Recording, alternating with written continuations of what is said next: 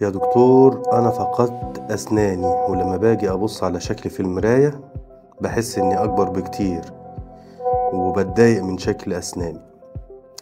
طيب،